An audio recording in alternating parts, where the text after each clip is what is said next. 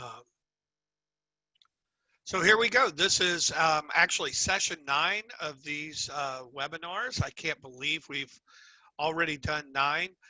Today on our webinar, we're going to have a bunch of folks from Literacy Source in Seattle, Washington, sharing their experiences with distance learning.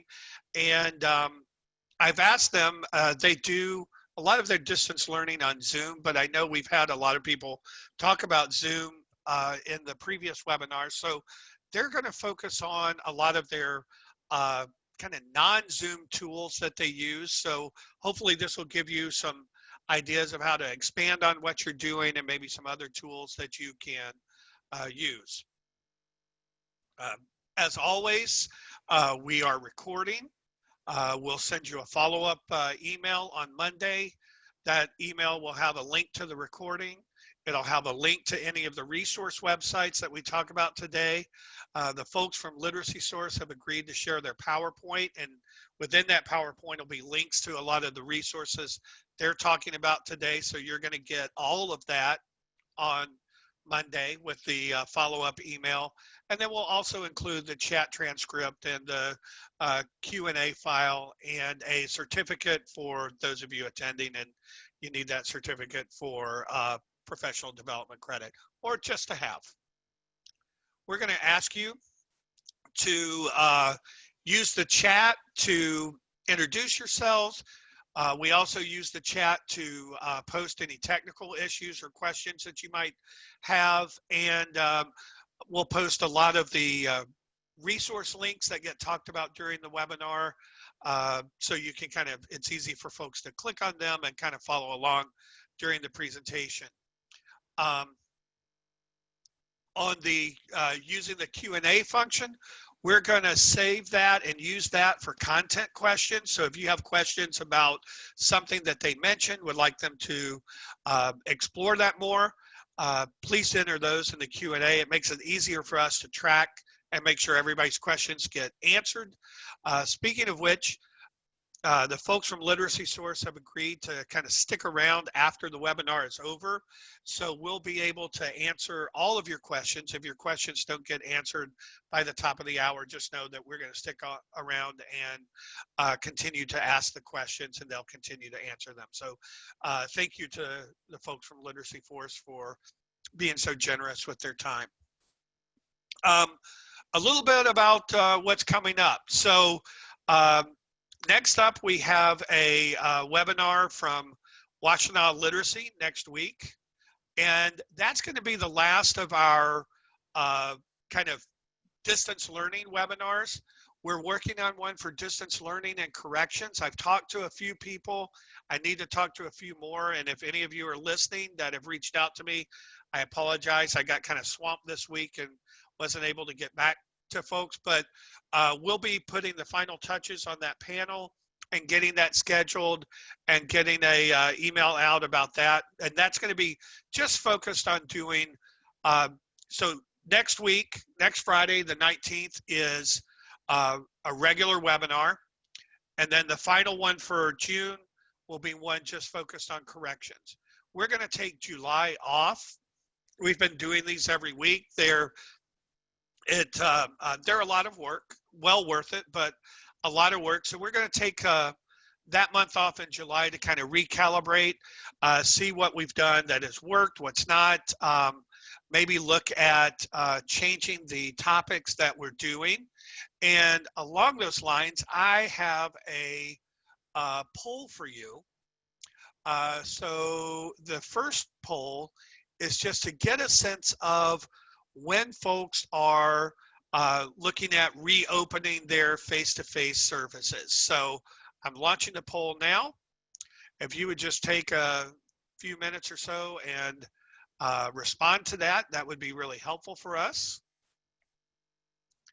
And so what we're going to do, we're going to take, while you're responding to that, I'll just go ahead and kind of continue with our plan. So what we're going to look at in July is just kind of recalibrating and maybe looking at expanding our topics for the webinars a little bit, and then putting together a more robust webinar plan that we will pick up in August. And so we're looking at maybe including some webinars on reopening and those procedures. We're also looking at maybe expanding it to more generic instructional pieces. So this poll will help us in some of that planning. Okay, looks like the responses are slowing down. I'm going to give about 10 more seconds for folks to respond.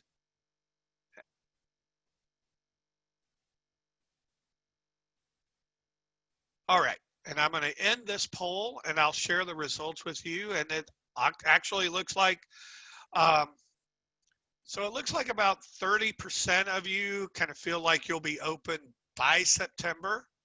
And really about 60% of you looks like you don't know when you're going to reopen. And we did this poll last week, and I think the results were about the same. So thank you very much. So just kind of moving on. We will, for those of you who are not familiar with ProLiteracy Education Network, it's our website where we have a lot of free resources for everybody. And we are posting just a collection of distance learning resources on Education Network. So you can go to that URL at the top. If you don't already have an account, you can create an account from there. And when you log on, you can look at the distance learning resources. There's a banner across the top of the welcome page. Okay, so that's going to lead me to my second poll. And let me see if I can get this to open.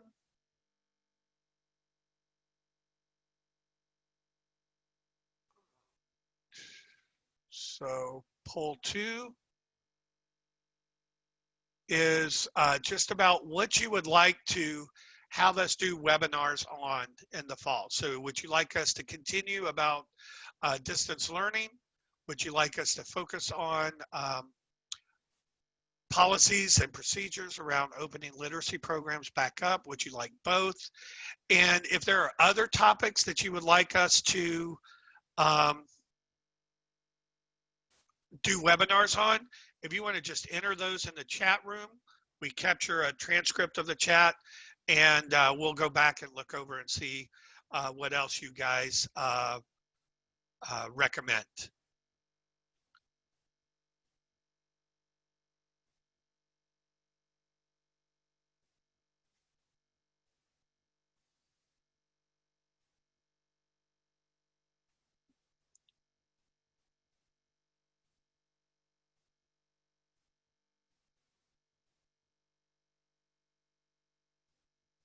Okay, I'm going to give about 10 more seconds to respond to the poll. And we'll stop. And results, looks like about a quarter of you want to continue with distance learning.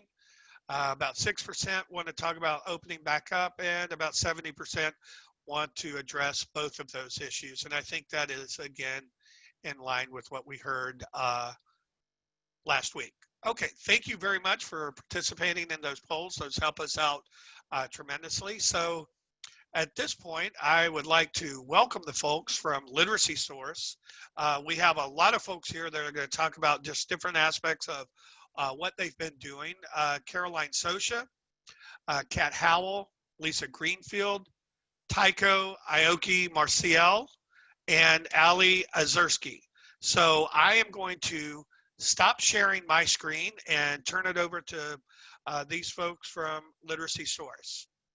And you guys can take it away. Thank you, Todd, and thank you to ProLiteracy for having us here today. We're excited to be here. So my name is Caroline Socha, and I'm the Volunteer Program Manager at Literacy Source. Also joining me today is Kat Howell, who's our Instructional Director. Hi guys, this is Kat. And then we have Taiko Aoki-Marcial, who is our Ready to Work lead instructor. Hi, this is Taiko. And then Lisa Greenfield, who's our South County coordinator and instructor. Hi, this is Lisa. But you'll hear all three voices throughout the presentation, and then we also have Ali Azersky, who's our Ready to Work instructor, an Offsite West, who'll be joining us for the Q&A at the end. I'm here now too. Thank you. Great.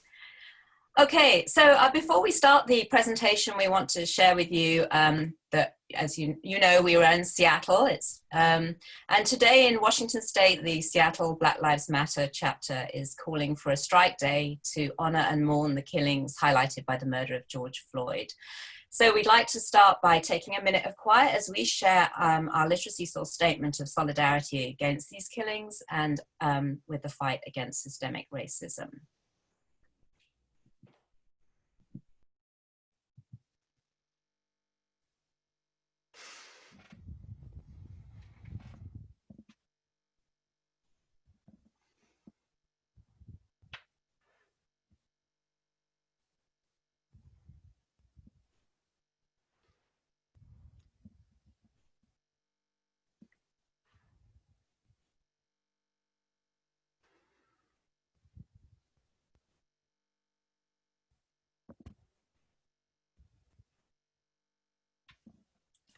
Okay, so thank you for taking a moment, and we hope you join us in our continued commitment to eradicate the terrible racial injustices in this country.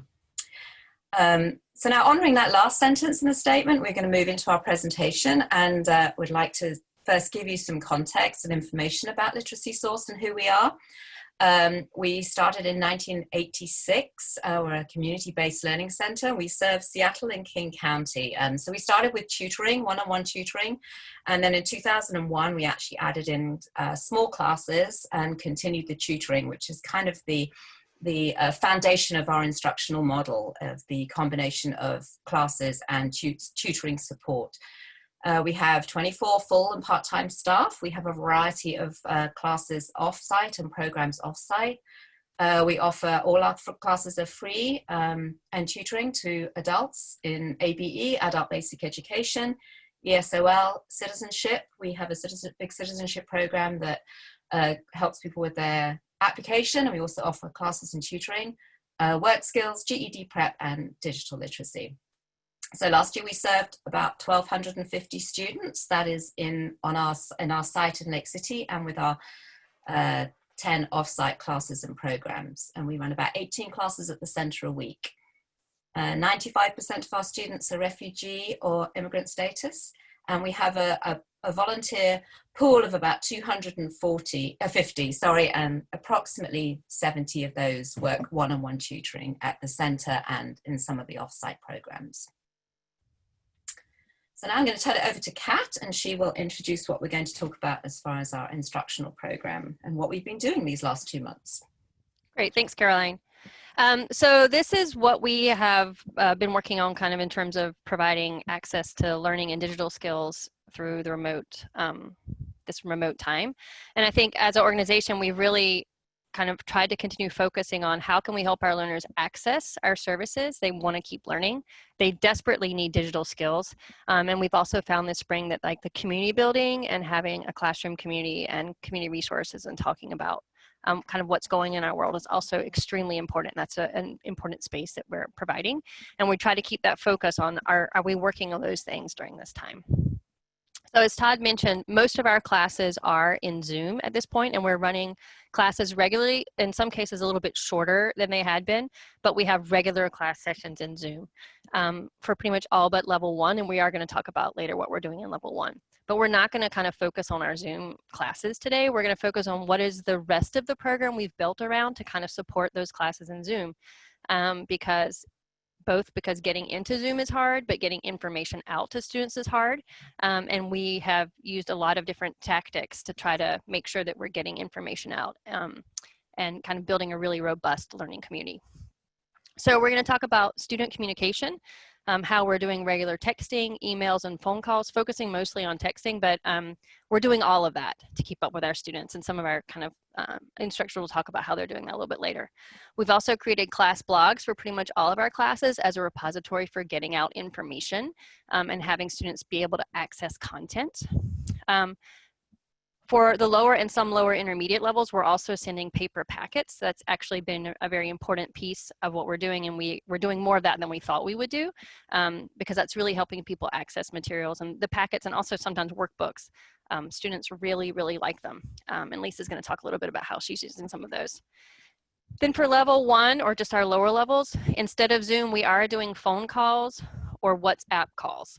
And we're going to talk pretty extensively about ways that we're using WhatsApp for the lower level classes. And then for kind of level ESL 3+, in addition to having class blogs and regular contact through texting or email, and Zoom classes, we're running our classes in Google Classroom and using a plugin called Bookwidgets to kind of be the content driver for our classes, and we're going to talk a little bit about that. We're also going to talk really briefly about how we're doing remote tutoring and ways that our tutoring program has changed. We are doing phone or video tutoring, and we are having to provide support in different ways for that, and for the digital skills for both the tutors and the learners. And we're going to talk about a couple of those, like our tutor blog, our tech help desk, and the YouTube channel we're currently building. So that's kind of going to be the flow of our talk today, and then we'll have a little bit of reflection and time for Q&A. So I'm going to start talking a little bit. One of the ways that we get out information to our students is through class blogs. We're using basically a standard blogger template, and it was set up by one instructor, actually Lisa, who's on the call today. And I want to show you, we're using these in different ways and different levels, but it's been really important, especially for our classes that aren't using Google Classroom, because it's a way of getting out digital content for the class. So I want to show you, for example, the blog from our CTEC ESOL class. Hopefully everybody can see that well. This is from Lisa's class. And you can see it's a pretty simple layout with on the sidebar information about links to activities they can do online, sort of basically our asynchronous content, and then content about what is going on in class. I'm going to scroll down and show you. Lisa posts audio files they can listen to, very simple texts, and repeating and sort of supporting a lot of the content that's happening in class as well. So this is an example. I can show you one more. Another teacher, this is our ESL 2-3 blog. Again, same layout, and she does lesson review and content, and in her case, she posts a lot of what the student comments were for class. You can see a number of the students kind of what they were talking about that had happened in class. And one thing that we like about this layout is that you can select a language, and a lot of the teachers have taught their students to check if they want to translate into their native language, like Amharic, for example. My understanding is that it's not always perfect, the translation, but it can help a lot, especially for the lower levels. So we actually really, our instructional staff really likes these, and most teachers plan to continue to use these as part of our instruction and sort of a digital support to that once, and we return to face-to-face instruction. They were really easy to set up. What we did is designated a super user staff, which was Lisa in this case, who had run a class blog in her class before, and she set it up for everybody, and now the teachers all know how to update their own blogs. And we found it's an easy space for review, for pushing out content. And one of the things that we're really focused on is, in addition to kind of our regular class check-ins and community support in that way, it's important to support student independent asynchronous learning. And the blog is a really low bar way, a low tech way. It's a one-click way to kind of start supporting that if students aren't able to, for example, get into Google Classroom and do activities there. But we found for some of our lower level learners, the blog is really a high bar even to get to that. And so we have determined we're sending a fair number of paper packets, a little bit different strategies depending on the class. Most of them are sent about weekly or every couple weeks. For all of our classes, pretty much, we're sending a welcome packet that has the class syllabus, login information, all kinds of information about the class. I'm going to show you one from our Ready to Work class for summer. So she hasn't sent this out yet. But it's just a kind of our typical syllabus which says what we're doing in class and like all of the contact information for the teacher. And in this case, because it's a Ready to Work class, she has case managers that are also working with the students. explains to them what is happening in their Zoom class and what days they're expected to do online asynchronous work or have phone calls or other check-ins with their teacher. And then we also put all of the passwords that they're going to use for things and their username for the content they're going to be using for class. So we send those to students. But for level 1 through 3, we send a lot of content in packets. For level 1, the teacher has made a lot of packets, but we also use a fair number of the Minnesota Literacy Council ESOL literacy materials. I linked it on the slides. I'm not going to show you guys. They're pretty well known, but I will show you a sample of the ESL 1 packet. So she has kind of, this is the drive for her packet, but you can see she had sort of simplified information about COVID and made some ESL 1 activities for that and sent it to the students. And then in phone calls or in WhatsApp calls, the teacher can work through that with the students. For our citizenship class, students actually get a citizenship book, but they also get a packet that's working on dictation and interviewing. So for all of our classes, they've adapted this in different ways, but this has been really important for people accessing some of the content for class. So we have a couple of tips that we found. We're sending it in the mail. It was super important to get apartment numbers. So there's a lot of going back and forth to begin with to make sure that our database was correct and had complete and accurate address information. This is actually, in a lot of our classes, the students having a paper packet has worked well with instruction, especially instruction in digital skills with the phone, because teachers are checking in video calls or in Zoom class, and students are learning how to show their homework from their paper packets by taking a picture and texting it to the teacher or showing it in the Zoom room. So these things kind of work together. And for us, it's really ended up being an equity issue to have good content access for the students who maybe have more limited tech skills. And by mailing them paper packets or workbooks, we can get them that access. So now we're going to talk a little bit about some of the things that we're doing with our level 1 students. And for those students, we're making phone calls, not having them in Zoom classes right now. Well, some of them are in Zoom classes, but for many of them, they're making phone calls, either just on the phone or in WhatsApp. And we have definitely found that if we can do it in WhatsApp or some kind of video conferencing technology, it's great. The video part really, really helps. Most of our students, even our level 1 students, do have WhatsApp, and they're able to use that to build on what they already know. But for a few level 1 students, we are just using phone calls with very simple dialogues. And I'll show you, we made some dialogues to talk about with the tutors. And sort of we have a handout about what you might do in your ESL 1 greeting dialogue. And we do have several volunteers actually and teachers who are making phone calls to students, and they're just doing a very, very simple check-in dialogue of 10 or 15 minutes a couple times a week and practicing basic greetings and phone etiquette. And this is what the students can do during this time, and that's what we're doing. Okay, so this is just a sample kind of beginning dialogue where they're practicing the date and spelling it, and that would change every time that they called, so that there would be some new content, but the students would really learn those routines.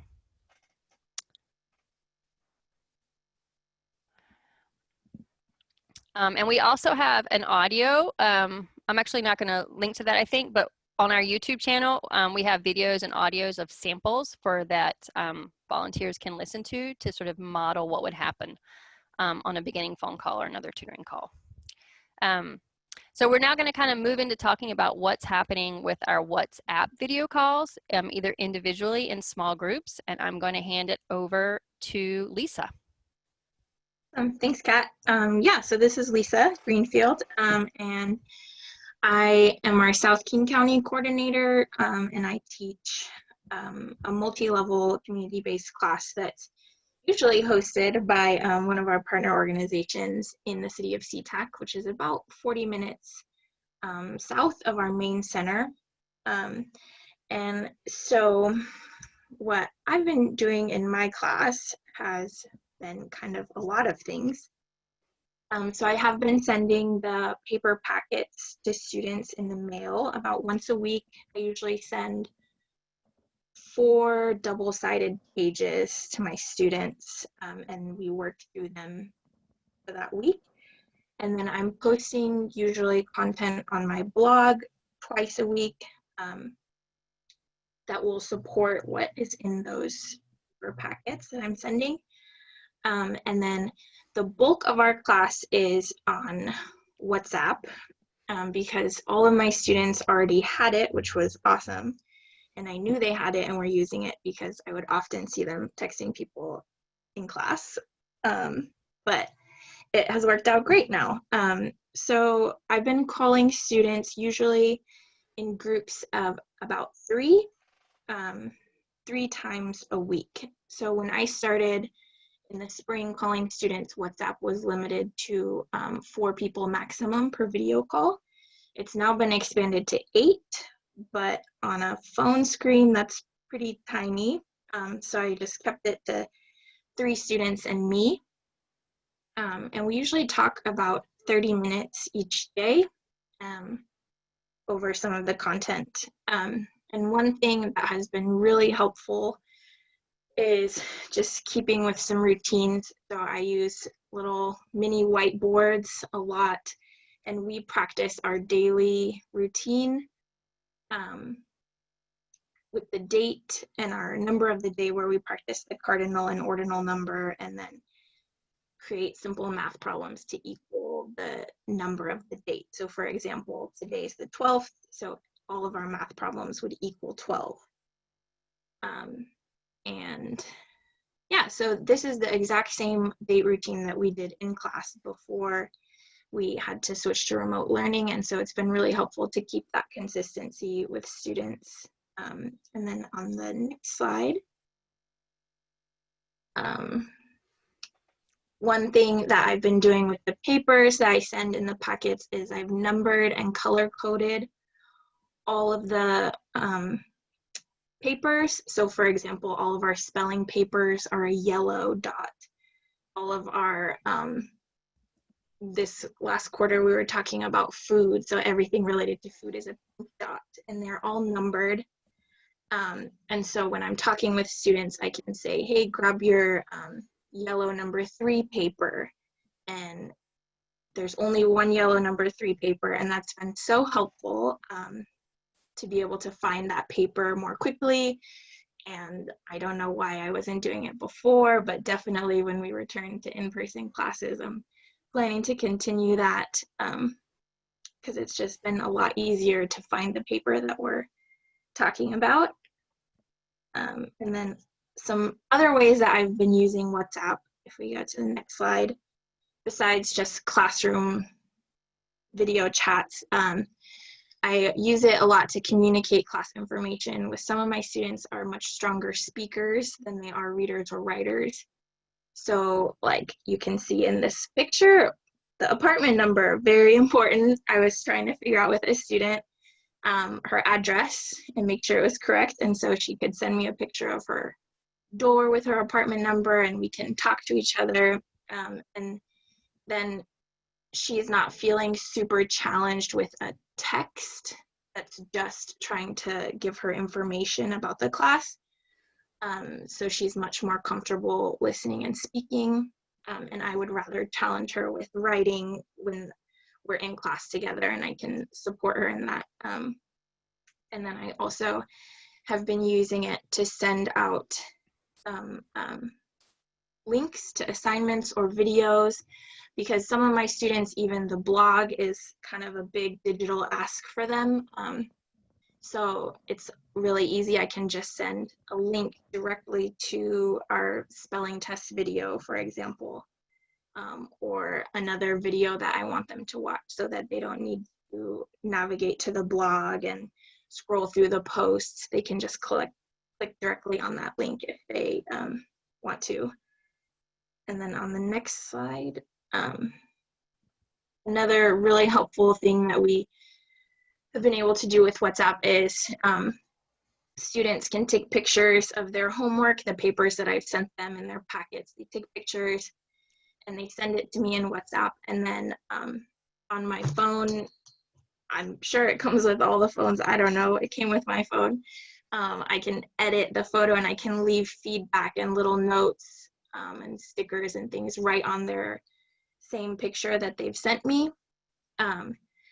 And that's been really helpful because then it's all just right there in the chat and it's on the exact same paper that they have sent me. And it's super easy for me to just do it from my phone. I'm sure you could also do it from the WhatsApp desktop app, but I don't use that. I just use it all on my phone. And so that has also just been really helpful for me. So I think that's about all I've got for how I've been using it. All right, so I think next up, Taiko is going to talk a little about how we're using Google Classroom and other technologies for our level 3 and higher classes. Thanks, Kat. Hi, this is Taiko. I teach level 3, 4, and 5 at Literacy Source. One general ESOL level 4 or 5 class, and then a ready to work class. Both of my classes are similar in their setup. So I've chosen this example here of our 4 or 5 class just for the images. This is my first time using Google Classroom, so it's been a learning experience for me as well. I've kept it really simple, both for myself and for my students. So I'm by no means an expert on all the functions of Google Classroom. I have found it really useful that our students already had G Suite accounts through Literacy Source. So many of them had already had some limited experience signing in and out of their email accounts. And that was really helpful in setting up or getting students onto Google Classroom, because if they can sign into their email accounts, their G Suite email accounts that we have through school, then they're automatically signed into the Google Classroom as well. So I really emphasize the use of email. I sent the links for our Zoom classes through email. I sent the links for our class blog through email, and the links to activities on Google Classroom as well. So I think one of the things that really helped this be successful was the routine use of email communication and getting students really comfortable with that. We made sure that in our Zoom classes, I went over accessing and completing the assignments with students that they were going to be asked to do independently after class. So we did it together. We went through all the steps together in class before we ended class every time, so that they had seen what they needed to do at least once. Google Classroom is really great in that it's easy to give individual feedback on student work, regular individual feedback on student work. And I've heard from all of my students how much they really appreciate getting that feedback. And that's been one of the really great things. I think that students feel really engaged with the work that they're doing, maybe even more so than sometimes they did in class. Another thing that really helped was weekly individual check-ins. My classes are small, so I have the time to call each student individually once a week and check with them to make sure, see if they have any questions about any of the things that we did in class, or accessing any of the homework, if they're having problems with any of the platforms, or just questions about the homework in general. And I think using every avenue of contact with the students, Zoom, email, blogs, phone calls, really was key in keeping them motivated and engaged with the work, even when it was challenging for them. Kat, if you can go to the next slide. One thing that in my scrambling to find ways to move our classes online and create interactive activities for my students that mirrored some of the things that we were doing in the classroom, I came across a really great resource which is Bookwidgets, bookwidgets.com. They were in March, they were offering a 90-day teacher account due to the circumstances. So I went ahead with it, and it's been really great. It is aligned with Google Classroom, so you can directly share activities that you make on Bookwidgets to your Google Classroom, and it will communicate to students that they have an assignment. When students complete the assignments, it will communicate back to you that the student has completed the assignment, and you can grade that work directly in Bookwidgets, which will then redirect your comments and corrections back to the student. So it's very seamless with Google Classrooms, which is one of the great things about it. As you can see in this little screen or like picture I've put up, there's different types of activities that you can create, all the like typical normal classroom activities, games, and worksheets, etc. One thing that we're hoping to kind of figure out more about, as other instructors at Literacy Source are beginning to use this resource as well, is how to collaborate and share with other instructors. So we haven't done a lot on that yet, but we're hoping to do that for the summer so that resources that are made can be shared across our organization. Yeah, so this is what it looks like in the student view when you create assignments for them. This comes up here. You can see the purple ones are the ones that the student has not done yet, and the gray ones are the ones that they've completed. I've highlighted this one because I'm using it as an example of a Bookwidgets activity that I assigned, the listening and dictation practice. Kat, if you can go to the next one. This is one that the student had completed, and if they wanted to see my comments, they click on it, and they can see over on the right-hand side, it says your work is graded, and then they can go and look at what I said on the next slide. So this is what they would see. This was a dictation practice, so I uploaded audio files to Bookwidgets, and the students were asked to listen once and say what did the person want, and then listen again and write the sentence. So you can see I can mark it, I can give point values for the different questions, and then I can mark, I can make comments, excuse me, I can make comments below. I said, great, don't forget the S on gets, and helped the student with the spelling of curb in their dictation. So that's just one example of how the student sees these Bookwidgets activities in Google Classroom and how they can get feedback. This is the teacher view. So you can see these are all of the activities that I've assigned my students in this class. The same activity, the listening and dictation activity, is selected here. You can see 4 students have completed, at this point 4 students had completed it and I had graded it. 7 had still not completed it, and 0 had turned it in because I had graded the 4 that had been turned in already. So this is just kind of what the teacher view looks like. Kat, if you can go to the next screen. And this is what the teacher view in Bookwidgets looks like. If you want to, when you're going to correct a student's work, I can assign, this is where you assign the point value or leave comments and corrections. You write the comments. It's very similar to what the student sees. And then you write the comments underneath their answers. Yeah, and then this is also in Bookwidgets, the teacher view. I can see an overview of the same activity and how who has completed it, and the general rate or how students are answering. So just a little overview of Bookwidgets. It's really great. It's customizable to your content and class.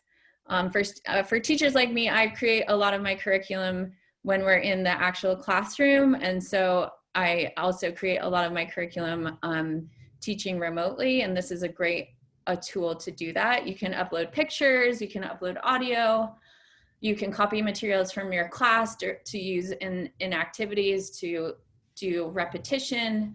Much easier and interactive for students than trying to assign like doc or PDF activities through email.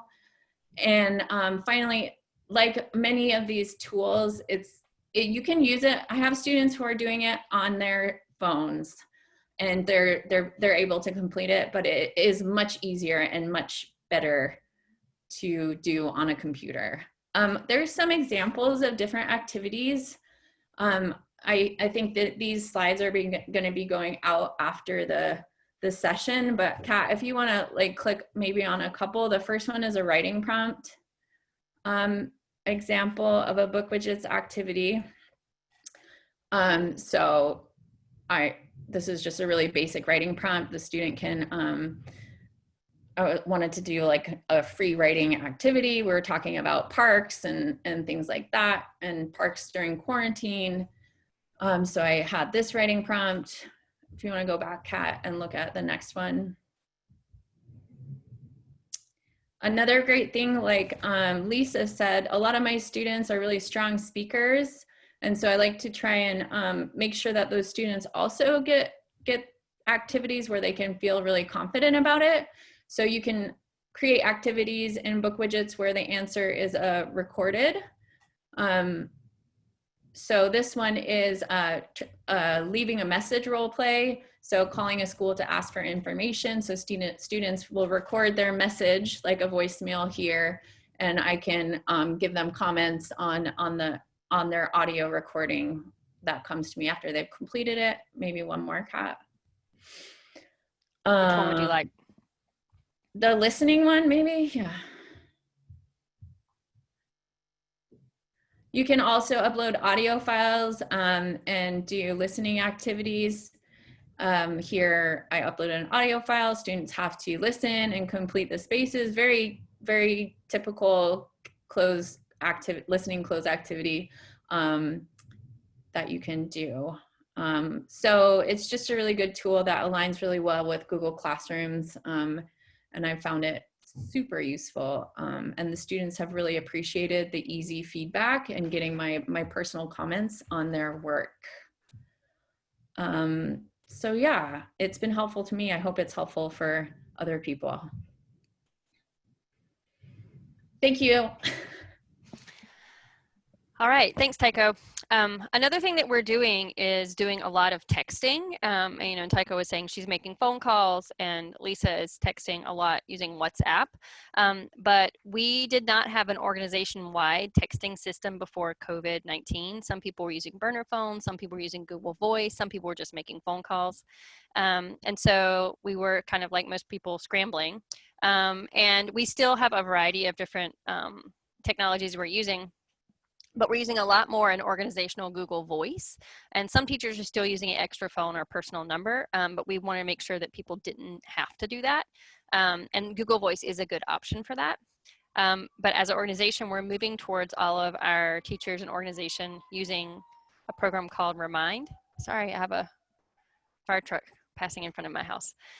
Remind is basically an organizational texting program, and we can have classes rostered in there. So I'm going to sort of show you what the admin looks like for Remind. We invested in a organization-wide account for that, and so we have about I don't know, 18 classes or something that are in it. And our different teachers are using it, and this is kind of across the board, using texting for different things. Some teachers are mostly just using texting to do check-in and say, hey, we have class today, here's a link for class, or don't forget to do your homework today, or I have office hours today, or whatever kind of announcements. And on the right-hand side of your screen, you should be able to see some of those as they're saying, hey, we're checking in about class right now. And then other teachers are using it to pass out a lot of content. So you can see, I hope, a little post from the second post down for the citizenship class, where that teacher's trying to get their students to log into Gmail. And so she's using some texts to send them the links and reminder about how to log into their student Gmail account. So she's actually doing some instructional content through texting, just like what Lisa was saying. She's texting a lot of instructional content. So we're kind of migrating over time, I think, our organization to use this Remind. It's a one system for making sure we're able to have all of our classes rostered and be able to have a consistent way to text students. We found that most students can text and click on a text link, although some, the texting is really hard, and having the ability to link audio files is also really important. A number of our teachers, like what Lisa was showing, are having students photographed and text their homework answers if they're using paper packets. And we've really, been really explicit that texting and using whatever digital skills is a skill we're teaching. And some of them, like being able to text pictures. Texting is like a super useful digital skill in general. So that is part of sort of our objectives for this quarter. And we found, especially at the lower level, many students will respond more to texting than phone calls, and email for them may be extremely difficult. So we are also using calls and emails, but we're trying to meet the students where they're at. And they respond to texting if they know who you are. So it is important to kind of have that communication open and let them know, who is texting them, and that they know who you are, so that they're paying attention to those texts.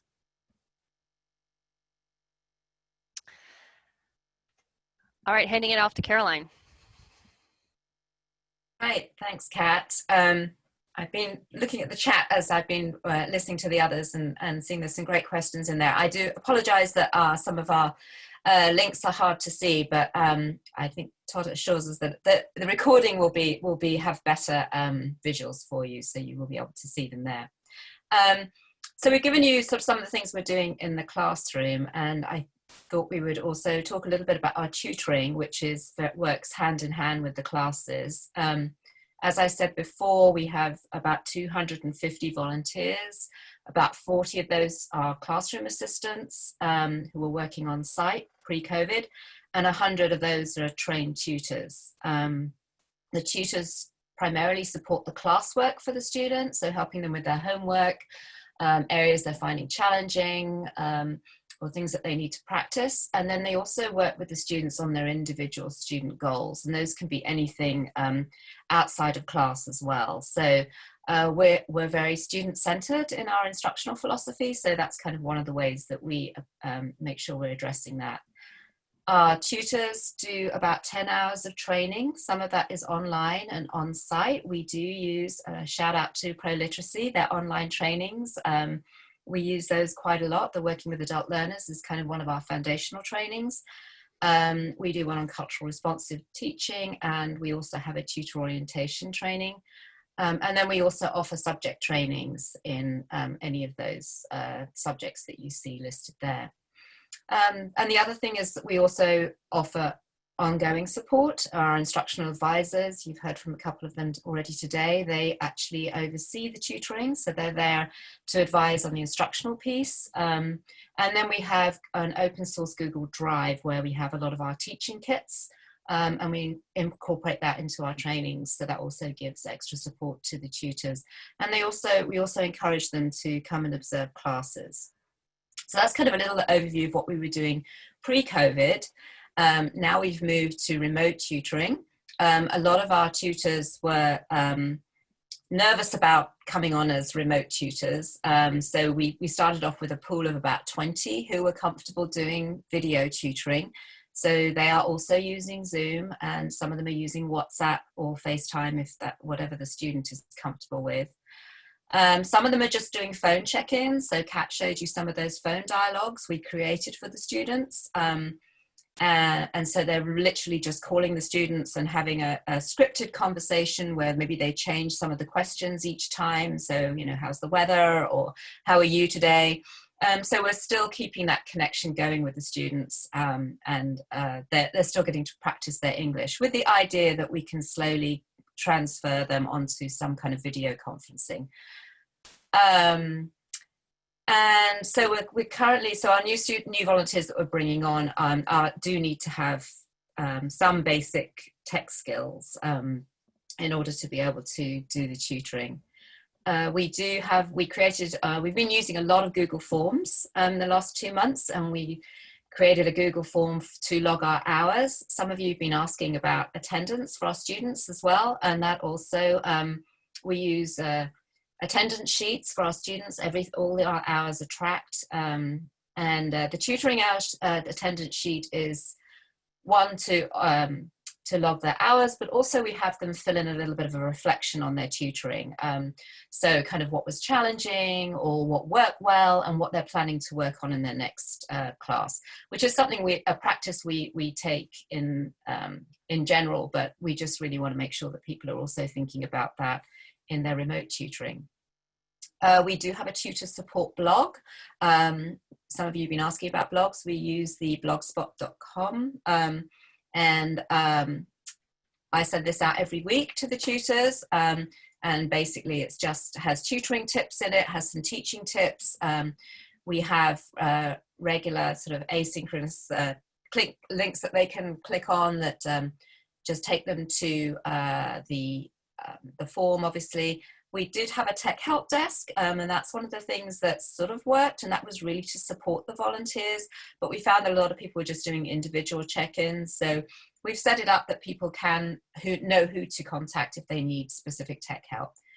The YouTube channel, I think Kat also talked about that. We're constantly creating little short, simple videos to help support of our tutors and our students, and then we're in the process of translating those so that we can just put text on the videos for students, that we can translate the text and the audio just with sort of 6 simple steps of how to join a Zoom class. We're standardizing how people join the classes. We try and standardize a lot of you are asking about emails and passwords, so everybody gets an email and the same password when they join the classes, and likewise we're trying to standardize how they join the classes by using sort of either the one-tap mobile link or the long URL link for joining YouTube. Tutors are still doing class observations, and then at the moment we're also developing a remote tutor orientation training which we're going to run in Google Classroom, and so kind of move a little bit more online for our training. So that was it about tutors, and then I'm going to hand you back to Kat, who's going to talk about some takeaways to sort of finish out the presentation. So we are definitely, revising and changing what we're doing for summer and continuing to build on all the many things that we've learned this spring. But one thing that's become really important and that we knew but has become really clear is that the personal connections matter. And that we try to kind of say, okay, how are we continuing to work on student engagement? What are the things that we're doing to keep our students engaged in learning? So having regular classes in Zoom or whatever medium we're having, making sure there's time for socialization. So in most of our Zoom classes, we let the Zoom run a little bit after class so the students can hang out and chat. We're trying to build regular interactive activities in Zoom using breakout rooms and interactive just activities in the class, and also many different forms of regular communication outside of class, email, text, phone calls. Just how can we continue to build community and check in with our students as people. And we also already knew that digital literacy skills were not optional, but it's become incredibly much more important in the last few months. We were invested already in making sure our students had Gmail accounts from our school. We do digital literacy in all of our classes, but simple, consistent access has been extremely important to figure out what's the easiest way to get people in to decrease barriers. We haven't talked about this, but we're working on trying to get computers out to students who don't have them. We've done some of that already. We're working to figure out how we can sign people up for low-cost internet. I mean, there's a ton of barriers, but we can help with teaching those skills. The way we've really approached problem solving during this time is through a team approach. We've had different staff who've led on different sort of tech solutions and worked together to figure out kind of for us as a team, how we can do this. We had one team that really got onto Zoom really quickly and then did trainings and practice with other people. Another team that was working on blogs, another team that's been working on how can we do packets, just as an example. So, and then we kind of talk about it as a group and then we adopt as a group. So it's been very much a team focus. both for our learning professionally, but also for helping get students connected. So it's been extremely helpful in the Zoom classes, for example, to have one teacher plus someone else who's tech troubleshooting to help people get in. Like one person is not able to kind of manage all of that. So it's been important to help each other out, both in our professional learning and getting students connected.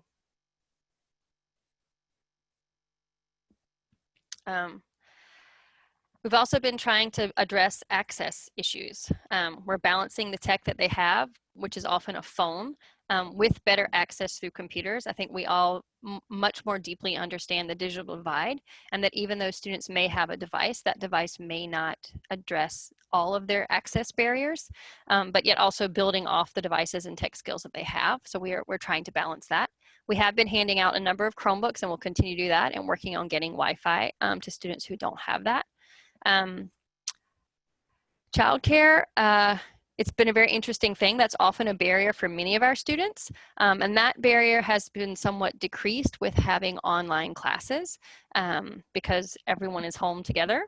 But there are other than access barriers like lack of devices. If kids need to be doing schoolwork and adults at the same time, kind of what happens.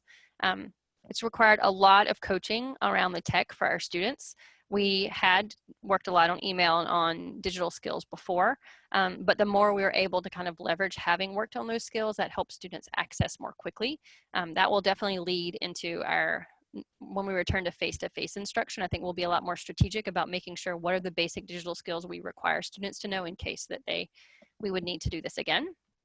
And it's required a lot of coaching. So we kind of have a team of people who will go and then have tech tutors or have other people in class to really help coach.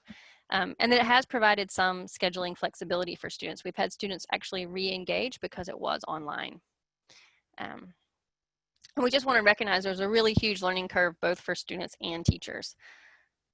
It was a lot of trial and error. We had a lot to learn around how we were going to deliver services and on how we were going to communicate with students and sort of where their preferences were and how we could meet that.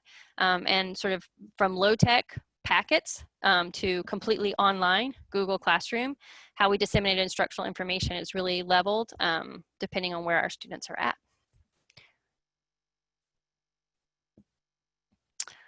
So we have here as our resources all of our names and email addresses if you want to contact us.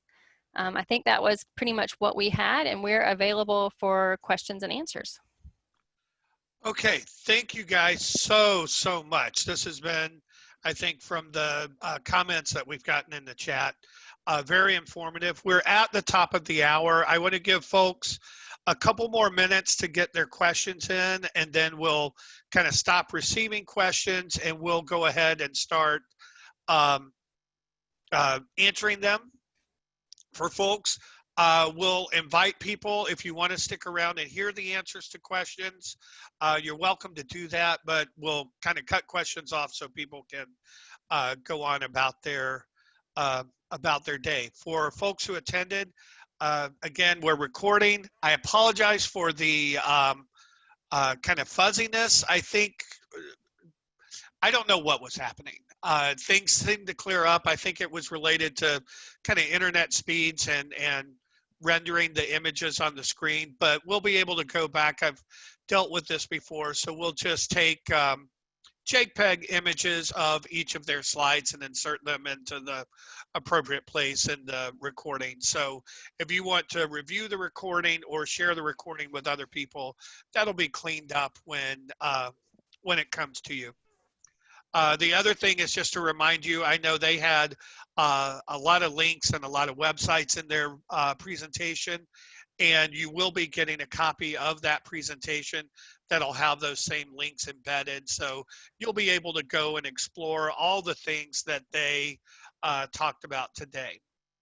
So having said that, let's go ahead and get started with the questions. So I think the first ones I have are kind of pretty simple. So we had some questions from a few people. You talked about your citizenship classes, and they just wondered what citizenship book you were using.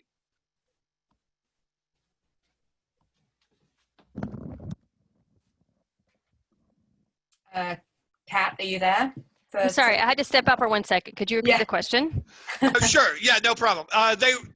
People were just wondering what citizenship book or materials you're using to teach your citizenship class.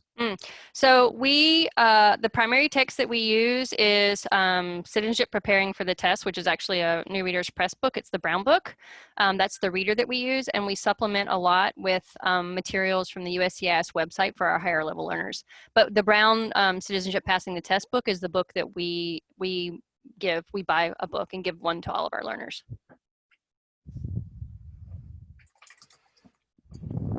I actually have a question. Thanks for answering that citizenship question about the books. One question that I saw, I noticed that some of you were able to answer on the Q&A about how you document your hours using spreadsheets, but there was a particular on how do you count and document the time on task for like certain activities or lessons with your students? I can answer that, Kat, if that's Great. So that's been a discussion we've had with instructors. I think it's somewhat flexible. We have a goal of how many hours of engagement students are doing a week in addition to their Zoom time. And so what I do when I'm creating or assigning tasks is try to gauge as close as possible what I think kind of the average of my class would take in the activities that I'm doing and make that. So for my evening class, we have 2 1.5 hour Zoom classes and then 2 hours of independent work a week. So what I do is when I'm assigning work is I try to make it as close to what I think the average student would take to do 2 hours of class a week. So it's definitely not an exact science. But that's kind of, I think, what I and most of the instructors are doing. Okay, great, thank you. Here's an interesting question, I think. Question for, it says, I'm curious about how all of this was funded. They say by the time this hit us, we had allocated most of our funds, and what we had left, we purchased online programs for our students to access.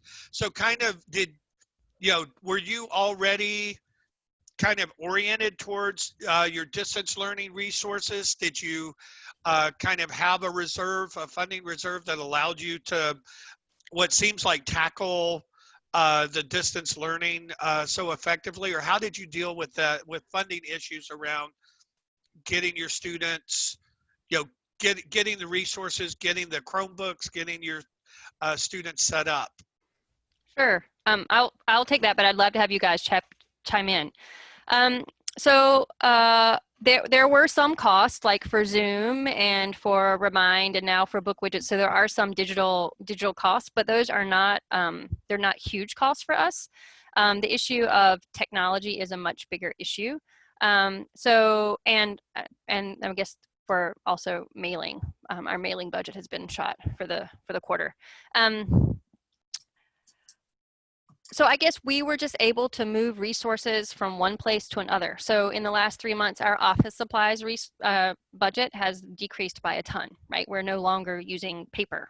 And so we've been able to mostly cover a lot of those costs. By changing our instruction, we also decreased other costs.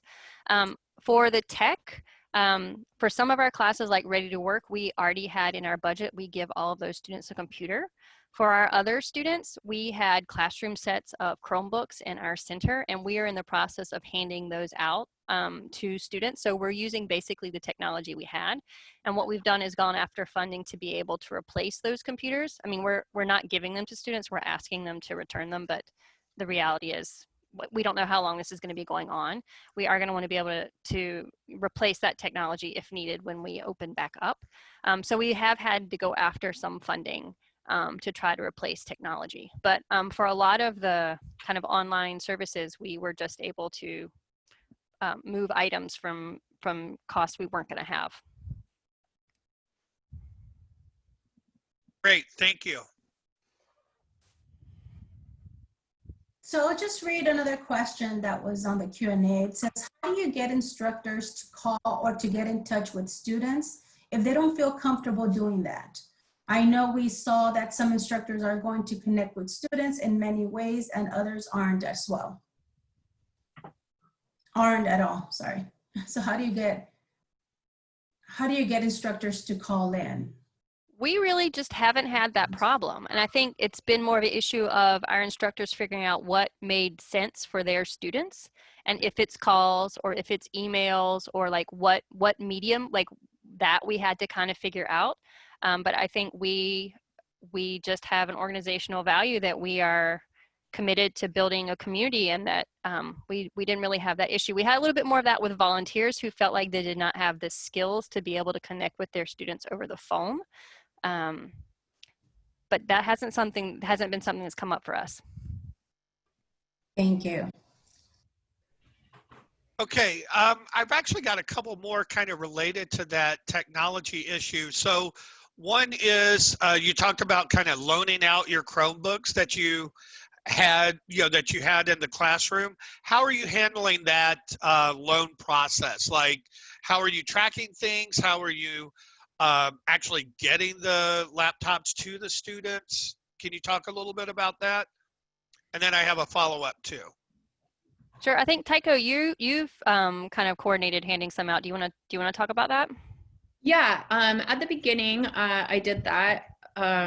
It was not very organized, to be honest. I mean, we had, like Kat said, Ready to Work has some different funding sources. So our students get Chromebooks at the end of the quarter for a certain attendance level. So what I did was I handed those out to the students that were eligible as soon as this hit. And we met at the school. I put, outside of the school, and I gave it to them in a safe distance way. I think now there's more organization at the, there's more organization for handing out more Chromebooks, and it's been standardized a little bit with our office staff. Thanks for that as well. For my Ready to Work class, we also have case management support. So the case manager who works with my program was able to distribute the computers, and she actually went to the students' homes. And she brought the Chromebooks, the chargers, and some disinfecting wipes with her. And she wore a mask, and she wiped down the computer right before she gave it to the student, handed them another wipe so they could wipe it off after she had touched it. And that was it. And we also had them sign, we sent them by email something that they agreed to that said that they were borrowing the computer and that they will be returning it to us, just so we had some sort of documentation. It was really clear. It's just basically like 2 sentences that the student had, just responded to that email. Yes, I agree that they were borrowing the computer. It does not belong to them, and they plan to return it in the same condition that they got it in. Yeah, we're basically doing that in our center now too, but our instructors are coordinating with our office coordinator, who is doing scheduling pickup times for students to pick them up in the lobby and also to sign that waiver. Excellent. And then we have another one kind of along those same lines, is you talked about getting, trying to get low-cost, reliable internet service for students. How are you approaching that?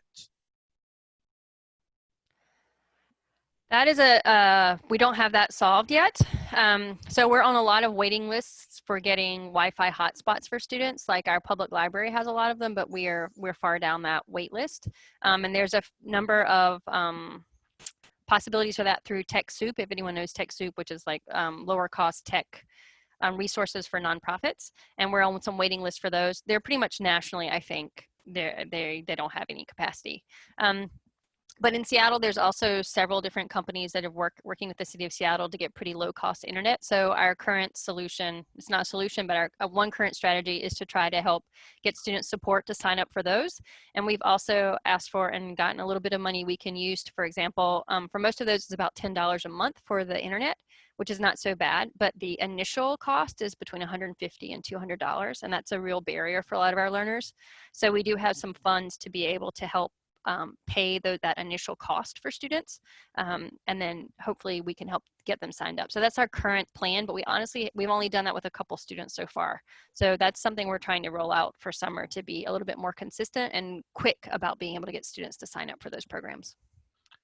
Perfect. And then one more question, and then I think I'll be done with this line is, would you be willing, there are a couple of people that wanted to know if you'd be willing to share your kind of 2-sentence statement about borrowing the equipment with people that they could use as kind of a template if they want to do a similar thing? Yeah, we can send that to you, no problem. Okay, perfect, perfect. Hey, Todd, there's one question on here that I think might be interesting for our teachers to respond to, is that someone's asked about if our teachers are spending more time doing lesson prep and developing instructional materials now than they did beforehand. So I don't know if we can just take a minute for our teachers to answer that. Absolutely, I think that's a great question. I'll go first. At the beginning, definitely. So in March and April, while we were, like figuring things out and just kind of trying to get something going, I was spending a lot of time with preparing materials and figuring things out. It's definitely evened out as the quarter has gone on, and I'm hopeful that in the summer things will be easier. I've got a routine now. I've got templates now and resources that I know I can use. So I think that now the amount of time spent on creating materials for class is more manageable. I do spend more time in direct contact with students, but our class time is less. Our actual in-class time is now less than it was when we had person-to-person classes. So that kind of evens out a little bit for me. So yes, at the beginning, now I'm still spending quite a bit of time, but it's not quite as overwhelming as it was when we first started out. I'm not sure about my colleagues. I had a similar experience. Yeah, I think by now I'm back to about the same amount of time I was spending before. One thing that is a little different for me though is the time is being allocated in a very different way. So I have to think about the way I use my time differently. Now I'm using the Bookwidgets program like Taiko is, and now I spend a lot of time reviewing assignments and grading, which I didn't really do before. That wasn't the way that my classroom was set up. We did a lot of conferencing in class to kind of correct student work, and all of that was more contained within class. I only graded assignments about once a week before, and now I have to do it multiple times a week, and really make sure that I give specific feedback to students in their assignments, because that's one of the only places that I'm able to do that now. So yeah, that's really a difference for me. And I would also echo similar things that Taiko and Ali have said. Yeah, at the beginning it was a lot more time, especially using different platforms of thinking, hey, I want to create this type of activity. How do I do it? So looking up like tutorials of how to do it, or just tinkering with the different platforms that we were using. Definitely took a lot of time. But similar also to what Taiko and Ali have said, it's kind of evened out more now.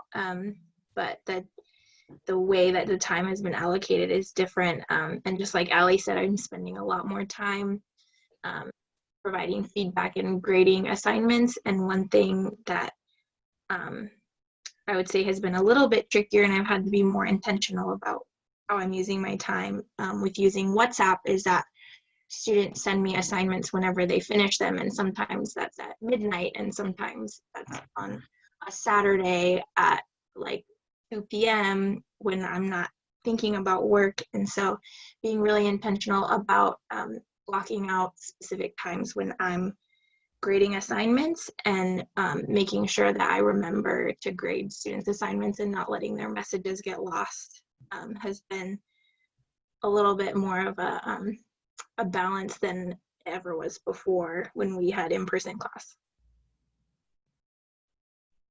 Great. And For folks who haven't attended some of our other webinars, we've heard strategies that folks have had from other webinars as well. And one of the ones that I think a couple of programs have mentioned is kind of team teaching on their distance learning classes. So kind of putting two groups together, because attendance, for a lot of programs, attendance has been kind of cut in half, so it's easier to kind of combine a couple of classes into one, and then alternating the primary responsibility for that week's lesson. So a teacher might have a couple of weeks to prepare a lesson rather than having to pull something together every week. So that's another strategy I've heard people talk about. So let's see, we've got a couple more questions. Do you have so you talked about using audio files, like for dialogues and things like that. Do you have a go-to resource for audio files, or do you just create your own? And if you create your own, how do you kind of record and edit them? I create my own, and I can drop in the message, I can drop the website that I use to do that, to record them. Okay, perfect. I create my own as well sometimes, but I use an app on my phone, a voice recording app that saves it to MP3 files that I can put on Google Drive. Okay. So I'll use my phone as a voice recorder and then upload those files. Okay, and I know, I think a lot of smartphones come with voice recorders, and if not, there are a lot of free apps. Yeah, exactly. To do that. There are some questions about just kind of how do you cope with, you mentioned childcare, and kind of that a lot of students were attending your classes that had kind of dropped out of your face-to-face classes because of childcare issues. Have you had issues around with school, being children being at home and homeschooled, with just kind of general interference with life, the student's life going on when they're supposed to be in class, or students wanting to kind of talk about the things that are going on with their life as opposed to working on their homework? Like, how have you found that kind of work-life balance of interaction with the students that you're working with? I can answer that one. This is Allie. One thing that I do in my Zoom classes is I sign on at least 15 minutes early every day, and students are able to sign in early. So if they want a time to chat, they can come early. I also leave it running for about half hour after class. So that's also a time they can chat about things that are happening outside of class. And I really do encourage that they take advantage of that. As far as in class, the disruptions, we have had some challenges with, children crying during class, just issues like that, parents that are needing to care for children during their classes. One of the things we did was the first class, we made sure everyone knows how to use the mute function. And another thing that we did is before this period of time, our class was 4 days a week in person. Now we only do 2 days a week on Zoom, and the rest of the work is done asynchronously. So that, I think, really supports families and people who have a lot going on outside of class right now to be able to fit the work in when it works for them. Great. I have a question. I think it's going to be one of the last ones before we wrap it up. But and piggyback to that, in terms of feeling confident in using all the different software, someone asked, how tech savvy do you have to be able to do all of this? So I know you already answered for the student, but how about for the instructors as well? I personally am not incredibly tech savvy, and with Google Classroom and Bookwidgets and Zoom, it was definitely a learning curve, and blog, but I was able to figure it out. I don't know if anyone else wants to chime in about that. I mean, I feel like as an organization, we have to commit in investing in our teachers being able to do these things. And one thing that our staff has really stepped up and said, hey, I know how to do this thing. Let me teach you how to do it. And then we kind of have outlined, we have these tools that you could use, and not every class is using every tool. So Allie and Taiko have been really kind of early adapters of Google Classroom. It's worked really, really well in their classrooms. And for summer, pretty much all of our low, intermediate, and up classes are going to move into Google Classroom. Not all of them did that this quarter. Not everyone had kind of the bandwidth, and their students weren't necessarily ready either. And so I think, you know, as an organization, we're relying on each other to help us to like try things out and then make decisions and try to limit the problem space for people to have to deal with tech, because if it's like 7 different tech things you're doing that are new, it's just overwhelming no matter how tech savvy you are. So that being said, I still think it's a heavy lift, and the teachers have worked really hard. Okay, great. We've got, I think, a couple of more questions, and then we'll wrap up. Let's see. So one is just Bookwidgets. You talked about Bookwidgets. Is it easy for students to use on a smartphone? It is usable on a smartphone. It's not as easy as it is. The functionality is not as great as on a computer, but you can use it just fine on a smartphone. Perfect. There's a question about kind of class capacity. What is your class capacity, and does it differ from like WhatsApp to Zoom, that sort of thing? We're still figuring that out. The answer is pretty much yes. So a Zoom class is a little bit easier to run than a WhatsApp and a phone call class. And we are, like, this quarter is the first quarter for summer when we're registering now, trying to set like what are reasonable limits to handle in a class. Even in a Zoom class, I think our feeling is that more than 15 to 17 people in the room, even if you're using breakout rooms and lots of other things, it becomes a lot, it becomes much more difficult to kind of manage the quality of the interaction in the class. But for the lower level classes, there's just so much individual tracking and other outside of class interactions, or if you're doing small groups, it does need to be a slightly smaller group. We don't have an answer for that exactly. We're still figuring it out. Okay. Yeah, I don't know if Lisa wants to chime in about how she runs her WhatsApp classes, as you can only have 3 people on a WhatsApp call at a time. Yeah, sure.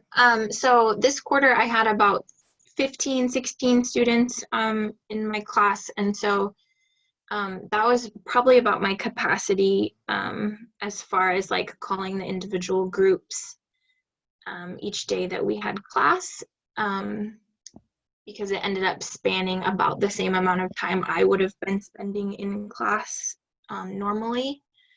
And I wanted to make sure that I kept the times that I was calling students consistent with when we had class originally as well.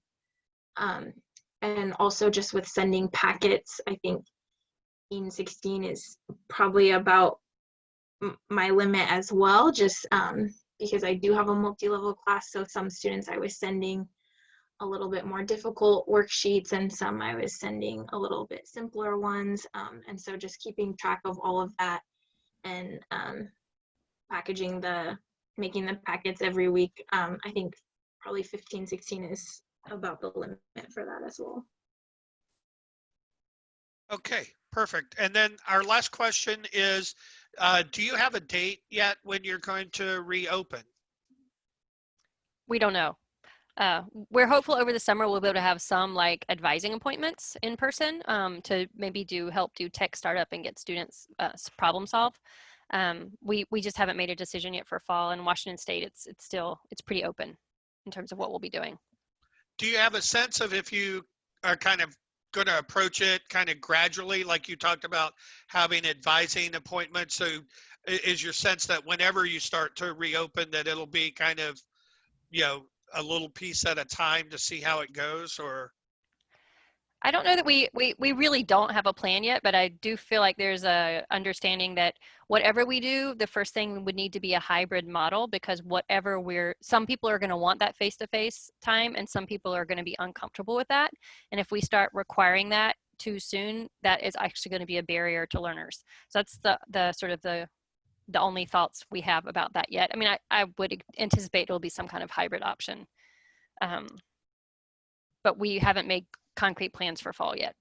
Totally understand that. I think we saw that is from our poll that's kind of the state that most folks are in. So You're not alone. Okay, I think that's all of our questions. So thank you guys so much for taking the time to share with us today, all the great things that you've been doing, and for agreeing to share your PowerPoint and all the links to the resources that you've created. I think we've gotten a lot out of it today. And thank you folks for sticking around and listening to the responses to the questions. And we will see you guys next Friday. Thanks a lot. Have a good day. Have a good weekend. Thanks. Thank you. Thank you very much. Okay.